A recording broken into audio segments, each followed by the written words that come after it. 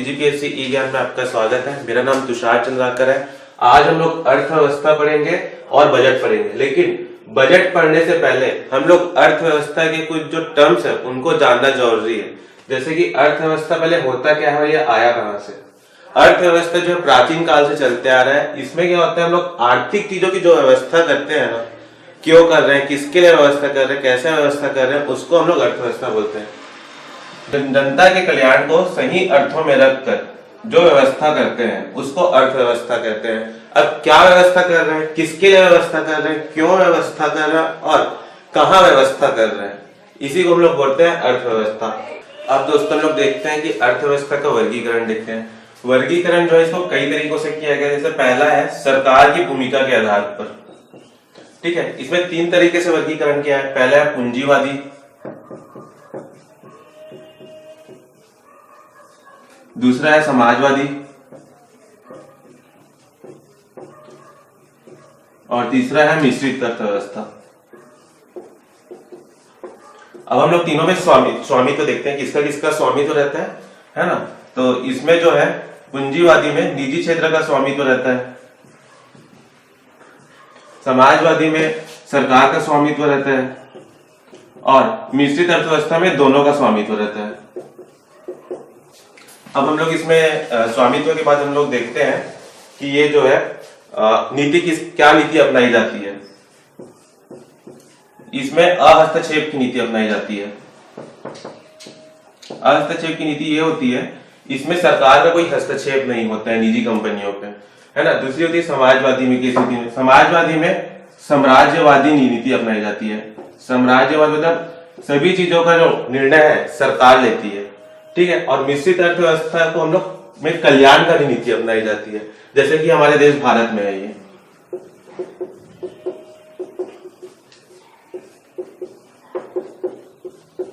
ठीक है। दूसरा होता है विकास के आधार पर, है ना, या इसे विकास की अवस्था के आधार पर, है ना। इसमें भी 3 तरह तरीके से होता है।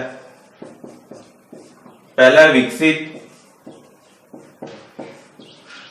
दूसरा है विकासशील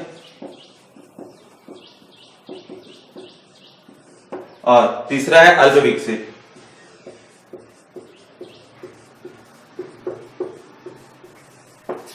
ठीक है।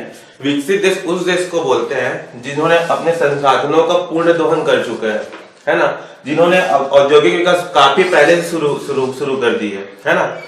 देखो जो भी कंट्री है जिन्होंने अपना औद्योगिक विकास बहुत पहले से शुरू कर दिया वो आज विकसित है, क्योंकि उन्होंने अपना पूरे संसाधनों का दोहन कर लिया है, ठीक है। विकासशील में वैसे देश आते हैं जिन्होंने औद्योगिकरण लेट से स्टार्ट किया, है ना, और अपने संसाधनों का पूर्ण दोहन अभी तक नहीं किया है, ठीक है। और तीसरा है अल्प विकसित। अल्प विकसित में वैसे देश आते हैं जो आज भी कृषि और इससे संबंधित कार्यों पर निर्भर है या अभी औद्योगिकरण की ओर आगे बढ़े हैं, ठीक है। इसके उदाहरण हम लोग अमेरिका को ले सकते हैं, ठीक है। इसके उदाहरण में हम लोग भारत को ले सकते हैं, तथा अल्प विकसित देशों में पहले बांग्लादेश आता था जो अब नहीं है, ठीक है।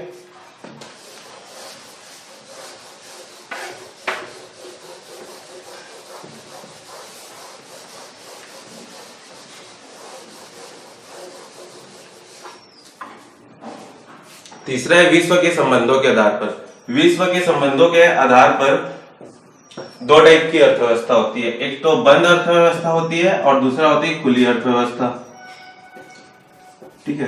बंद अर्थव्यवस्था मतलब ये होता है जो संरक्षणवाद पर जोर दे रहा है। जैसे एक देश है, इसका किसी और देशों के साथ ना आयात होता है ना निर्यात होता है, सिर्फ यहाँ के सामान यही इसी देश में ही फैलते हैं, ठीक है। और दूसरी होती है खुली अर्थव्यवस्था। खुली अर्थव्यवस्था ये होती है जो प्रतिस्पर्धा पर ध्यान देती है, ठीक है। जैसे यहाँ आयात भी होता है, आयात हो रहा है और ये निर्यात भी हो रहा है और इसके विश्व के बाकी देशों के साथ प्रतिस्पर्धा चल रही है। अर्थव्यवस्था के वर्गीकरण के बाद हम अर्थव्यवस्था के क्षेत्र देखते हैं। अर्थव्यवस्था के 3 क्षेत्र है। पहला है प्राथमिक, दूसरा द्वितीय क्षेत्र और तीसरा है तृतीय क्षेत्र, ठीक है। अब प्राथमिक क्षेत्र में वो क्षेत्र आते हैं जो प्रत्यक्ष रूप से कृषि पर निर्भर है ना, जैसे कि पशुपालन हो गया, मत्स्य पालन हो गया, ठीक है, खनन हो गया और कृषि हो गया। द्वितीय क्षेत्र में जो अप्रत्यक्ष रूप से कृषि पर निर्भर है, जैसे कि या इसमें प्राथमिक क्षेत्र वाली चीजों का मूल्य वर्धित कर दिया जाता है, जैसे कि मैन्युफैक्चरिंग हो गया, है ना। मैन्युफैक्चरिंग को अपन बोलते हैं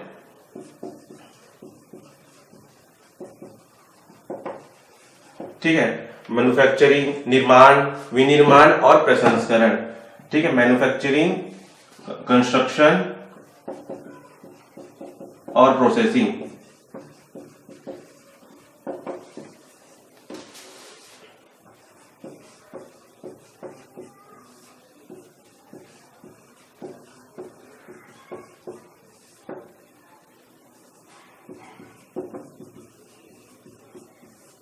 अब तृतीय क्षेत्र में लोग आते हैं जिसमें कोई प्रोडक्ट नहीं बनता है, सिर्फ सेवाएं दी जाती है, जैसे कि एजुकेशन हो गया, उसमें सिर्फ सेवाएं दी जाती है, कोई प्रोडक्ट नहीं बनता। इसमें मानव की भूमिका अहम होती है। बैंक हो गया, बैंक में कोई प्रोडक्ट नहीं बनता है, सिर्फ और सिर्फ सेवाएं दी जाती है। इंश्योरेंस हो गया, है ना, तो इंश्योरेंस, बैंक, एजुकेशन, सर्विसेज, ये द्वितीय क्षेत्र में आते हैं। जिस भी देश में प्राथमिक के बाद द्वितीय क्षेत्र में बढ़ोतरी हुई, फिर द्वितीय के बाद तृतीय क्षेत्र में बढ़ोतरी हुई है, वो आज विकसित देश है और वहां बेरोजगारी की समस्या नहीं है। लेकिन जिस भी देशों में प्राथमिक के बाद सीधा तृतीय क्षेत्रों में बढ़ोतरी हुई है, जैसे भारत में पहले 1950 में कृषि का परसेंट है 70 के आसपास, है ना, उदाहरण के लिए लेते हैं, और द्वितीय उद्योगों का कोई ज्यादा वृद्धि नहीं हुआ, आज 27% पे उद्योगों का जो विकास है, और तृतीय क्षेत्र जो आज 59% पे, आज 59% में आ गया, उस समय ये बहुत कम था, और आज कृषि जो है कम हो गया।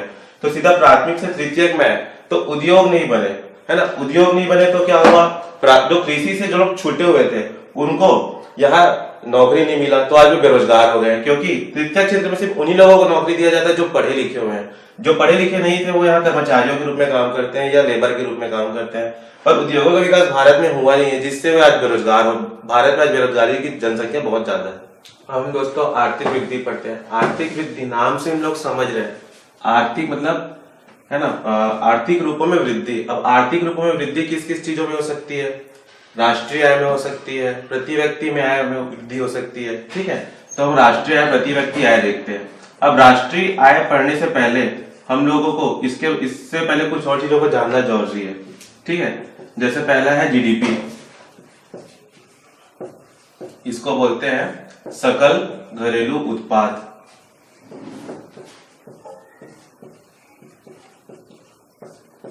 ठीक है, ये होता क्या है, सकल घरेलू उत्पाद ये होता है, जैसे एक देश है भारत,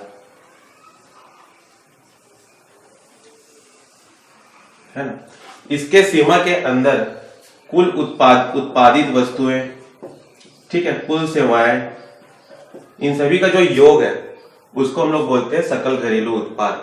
इसमें निवासी और गैर निवासी जो भी सीमा में रह रहे हैं सभी लोगों के उत्पादन को देखा जाता है।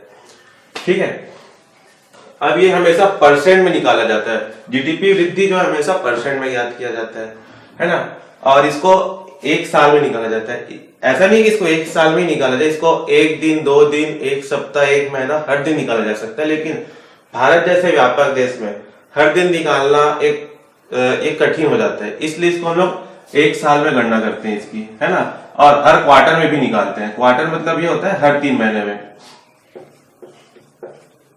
अब इसको हम लोग देखते हैं प्रतिशत वृद्धि किस तरह से देखते हैं। जैसे उदाहरण के तौर पर देखते हैं, जैसे अगर पिछले साल भारत की जो जीडीपी थी, अगर मुद्रा के रूप में देखते हैं, जैसे 1 लाख की अगर मुद्रा में जीडीपी थी, है ना, और इस साल अगर इसकी मुद्रा वृद्धि जो है 1,10,000 रुपए है, मतलब 10% की जीडीपी में वृद्धि हुई है। इसी तरीके से ये देश में जीडीपी बोलते हैं, वैसे राज्य में जीएसडीपी होता है। जीएसडीपी मतलब होता है सकल राज्य घरेलू उत्पाद।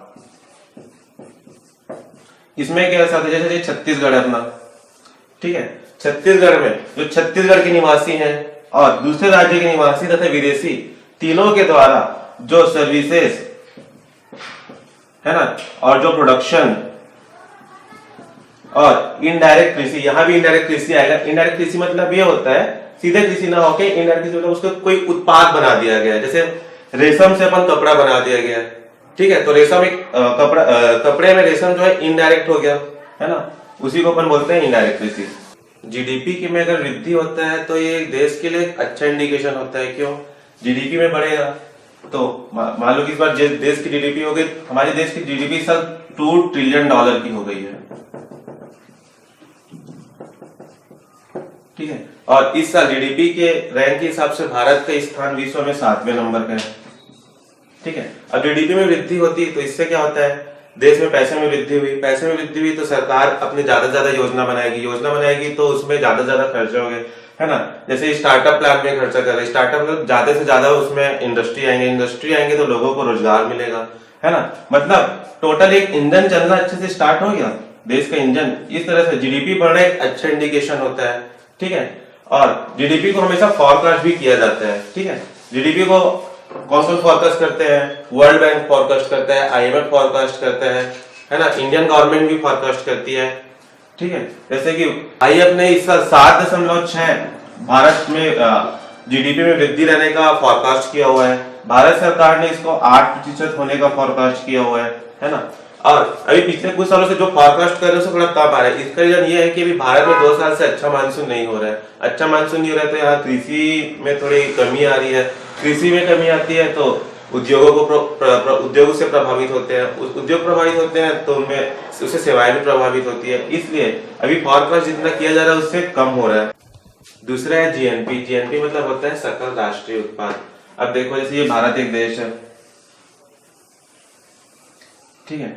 अब राष्ट्रीय मतलब नाम से हम लोग समझ रहे हैं कि राष्ट्र के लोगों की तरह जो भी उत्पादन, जो भी सर्विसेज होती है उसको अपन बोलते हैं सकल राष्ट्रीय उत्पाद। अब देखो जीडीपी में क्या अपन पढ़े थे, जीडीपी में क्या होता था, देश की सीमा के अंदर जो भी लोग हैं, इसमें देश के निवासी भी थे और गैर निवासी भी थे, लेकिन जीएनपी में सिर्फ और सिर्फ इसमें देखो भारत का सीमा नहीं है, इसमें सिर्फ राष्ट्रीय लोग है, राष्ट्रीय लोग कहीं भी हो, पूरे विश्व में कहीं भी हो, उनके द्वारा उत्पादित वस्तुएं, ठीक है।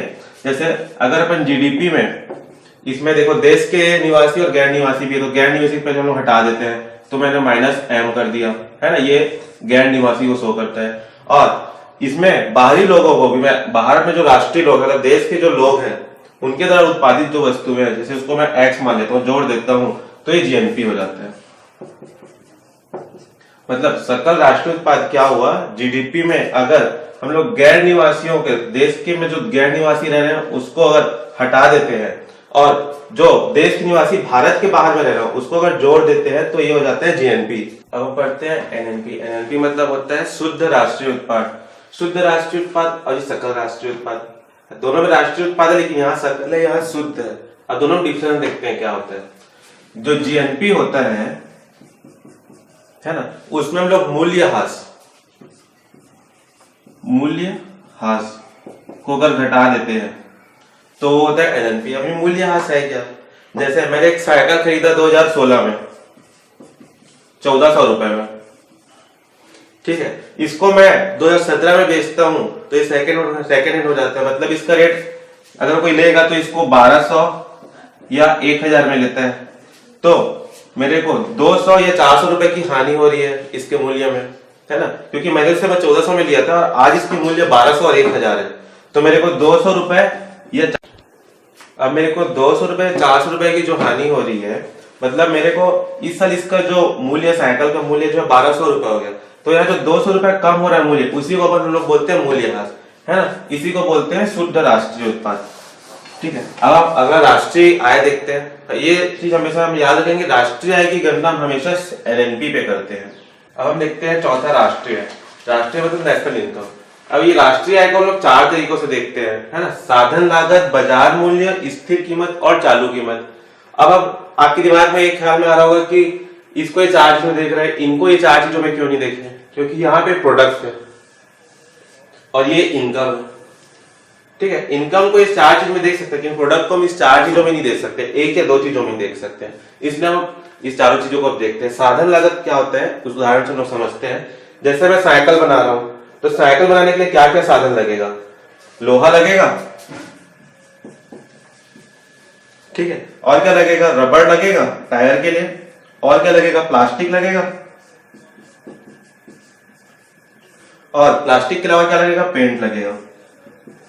ठीक है, तो जो भी साधन लगे, जैसे ये 100 रुपए का लगा, सभी 100 रुपए लगे, तो 400 रुपए मेरा क्या है, साधन लागत रुपए 400 रुपए है।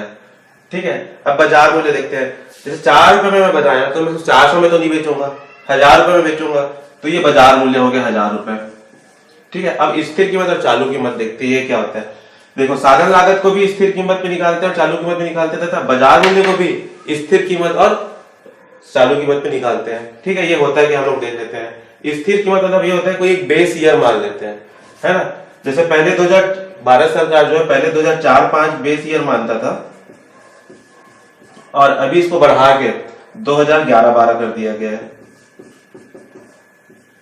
ठीक है, इसमें क्या होता है, एक जैसे 2011-12 के बेस ईयर मान लिए हैं, और उस ईयर में जो साइकिल का रेट था, उस रेट से हम लोग अभी कंपेयर करते हैं कि अभी उसमें क्या वृद्धि, राष्ट्रीय में क्या वृद्धि होगी। इसको इसलिए किया जाता है ताकि इसमें ना महंगाई का जो प्रभाव है वो सम्मिलित ना हो। ठीक है, और चालू कीमत को देखते हैं, इसको हर साल निकालते हैं। जैसे अभी 2016 में साइकिल की कीमत है 1800 रुपए, बनाने में खर्चा 400 रुपए ही आ रहा है, लेकिन इस समय हम लोग 400 से 1000 रुपए से गणना करते थे, और अभी हम लोग उसको 1800 में गणना कर रहे हैं। तो यहाँ महंगाई का इफेक्ट आ गया।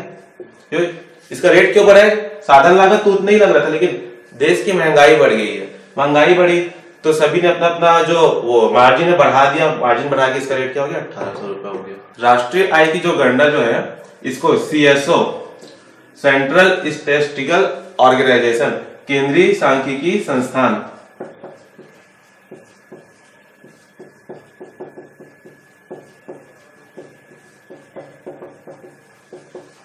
है ना, इसका जो मुख्यालय दिल्ली में है, ये इसकी गणना करती है भारत में, है ना।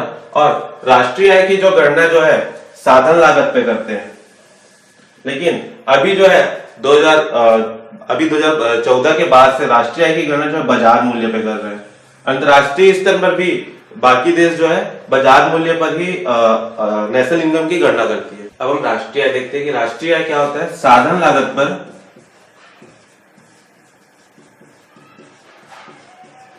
एनएनपी की जो गणना करते हैं, इसको ही राष्ट्रीय आय बोलते हैं। ठीक है, अब मतलब राष्ट्रीय आय क्या हो गया,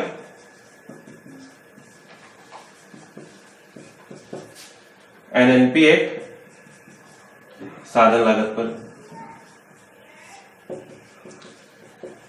अब ये एनएनपी साधन लागत कैसे निकलेगा, देखो हम लोग एनएनपी जो है बाजार मूल्य पर, मतलब शुद्ध राष्ट्रीय बाजार मूल्य पर क्या होगा, बाजार मूल्य में क्या क्या जुड़ा रहता है, साधन, पहले तो जो साधन लागत आ रहता है वो जुड़ा रहता है। ठीक है, और इसमें क्या जुड़ा रहता है, बाजार मूल्य में टैक्स भी जुड़ा रहता है, टैक्स। और अगर किसी चीज में सब्सिडी मिलती है तो सब्सिडी हमेशा घटाई जाती है। ठीक है, अगर बाजार मूल्य में जुड़ी हुई, जैसे पेट्रोल पे सब्सिडी हम लोग को मिलती है, तो सब्सिडी का रेट हम लोग को घटा के मिलता है, क्योंकि वो गवर्नमेंट पे करती है, तो इसमें सब्सिडी भी रहती है। ठीक है, तो एनएनपी बाजार मूल्य ये हो गया, एनएनपी साधन लागत प्लस टैक्स माइनस सब्सिडी। तो एनएनपी साधन लागत क्या हो जाएगा, मतलब अपना राष्ट्रीय एनएनपी साधन लागत है, तो एनएनपी साधन लागत क्या हो जाएगा, बाजार मूल्य, इसको हम लोग पक्षांतर कर देंगे, तो ये हो जाएगा एनएनपी बाजार मूल्य, और ये टैक्स माइनस हो जाएगा, और ये सब्सिडी प्लस हो जाएगा। तो ये राष्ट्रीय आय क्या हो गया, एनएनपी साधन लागत पर, मतलब एनएनपी बाजार मूल्य माइनस टैक्स प्लस सब्सिडी को हम लोग क्या बोलते हैं, राष्ट्रीय आय। अभी हमने राष्ट्रीय आय में सब्सिडी पढ़ा। सब्सिडी होता क्या है, कोई जो भी चीजें है ना, जिसका रेट अधिक है, मतलब जिसका उत्पादन में लागत अधिक होता है ना, तो उसके मूल्य में जो कम करते हैं, कमी करते हैं, उस अंतर की जो क्षतिपूर्ति सरकार करती है, उसको हम सब्सिडी बोलते हैं। मतलब सब्सिडी मतलब क्या हो गया, आर्थिक लागत माइनस निकासी मूल्य, निकासी मूल्य। ठीक है, इसका उदाहरण हम देखते थे, छत्तीसगढ़ सरकार जो है चावल में सब्सिडी देती है, मतलब 3 रुपए और 1 रुपए किलो में चावल देती है। ठीक है, तो क्या चावल और चावल का जो कीमत है वो 1 रुपए नहीं है, सरकार उसमें से 20 रुपए किलो का चावल का है तो 19 रुपए सरकार अपने तरफ से देती है और 1 रुपया हम देते हैं, तो जो 19 रुपए वो सब्सिडी हुआ। राष्ट्रीय आय निकालने से हम लोग किस किस चीजों का ध्यान में रखना चाहिए वो देख लेते हैं। पहला, हमेशा ये मुद्रा के रूप में लिया जाता है राष्ट्रीय आय जो। दूसरा क्या है, अंतिम वस्तु और सेवाओं को राष्ट्रीय आय में लिया जाता है।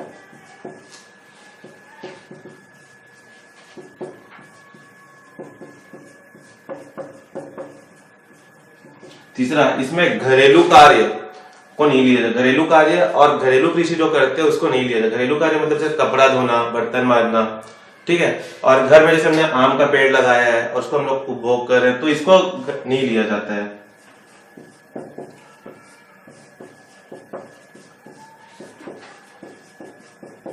ठीक है। चौथा क्या है, इसमें हम लोग शेयर और ऋण पत्र इसको नहीं लेते हैं।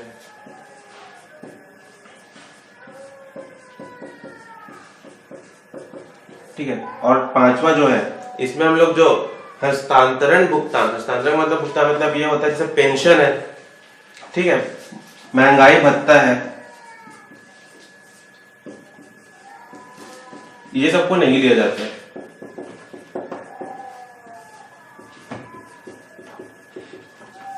तो ये 5 चीजों का राष्ट्रीय निकालते समय ध्यान में देंगे। ये इसको हमेशा लेना है, ये लेना है, ये नहीं लेना है, ये नहीं लेना है, ये नहीं लेना है। अब GDP, GNP, NNP, national income subsidy हम लोग पढ़ लिया। हम लोग प्रति व्यक्ति आय या पर कैपिटल इनकम देखते हैं। ये क्या होता है? प्रति व्यक्ति आय ये होता है जैसे जीडीपी, जीएनपी या एनएनपी में हम लोग जनसंख्या का भाग दे देते हैं, देश की जनसंख्या या पॉपुलेशन का भाग दे देते हैं, तो इसे ही हम लोग क्या बोलते हैं? प्रति व्यक्ति आय बोलते हैं। ठीक है। जीडीपी में अगर प्रति व्यक्ति आय की गणना करते हैं तो जीडीपी प्रति व्यक्ति आय बोलते हैं। जीएनपी में अगर प्रति व्यक्ति आय की गणना करते हैं तो जीएनपी प्रति व्यक्ति आय करते हैं और एनएनपी प्रति व्यक्ति आय बोलते हैं। अब भारत का हम लोग अर्थव्यवस्था में विश्व में रैंकिंग देखते हैं। भारत का अर्थव्यवस्था में अगर पीपीपी की बात करें तो 3रा स्थान है। ठीक है। और रियल अर्थव्यवस्था में देखें तो 7वां स्थान है। अभी पीपीपी क्या होता है? पीपीपी होता है परचेसिंग पावर पैरिटी, या इसको हिंदी में बोलते हैं क्रय समता रीति। ठीक है। ये होता क्या है? अभी हमारे प्रधानमंत्री मोदी जी ने इनको एक नया नाम दिया है, पब्लिक प्राइवेट पार्टनरशिप। ठीक है। क्रय समता रीति क्या होता है हम लोग देख लेते हैं। इसमें इसका भारत में विश्व में इसका स्थान 3रा कैसे है? देखो, क्रय समता रीति ये होता है, अगर भारत में 1 किलो शक्कर 60 रुपए में मिलता है, 40 रुपए में मिलता है, ठीक है, वही अमेरिका में शक्कर जो है 100 रुपए किलो में मिलता है। तो भारत में हम लोग शक्कर खरीदते हैं और अमेरिका में जाकर शक्कर खरीदते हैं तो हम लोग की 60 रुपए की बचत होती है। तो इस दृष्टि से भारत जो है क्रय शक्ति समता रीति में 3रे स्थान पर, क्योंकि यहाँ चीजें जो सस्ती मिल जाती बाकी देशों के कंपेयर। दोस्तों, आज हमने जो पढ़ाया वो मेंस की दृष्टि से बहुत इंपॉर्टेंट है और प्री में भी इनमें से 1-2 क्वेश्चन आते हैं। इसके आगे की क्लास हम लोग अगले वीडियो में देखते हैं। ठीक है। तो आप हमारे ये वीडियो अगर अच्छा लगा तो हमारे चैनल को सब्सक्राइब कीजिए और हमारे वीडियो को लाइक कीजिए। आप हमारे फेसबुक पेज को भी लाइक कर सकते हैं जो है www.facebook.com/cgpsc-e-gyan।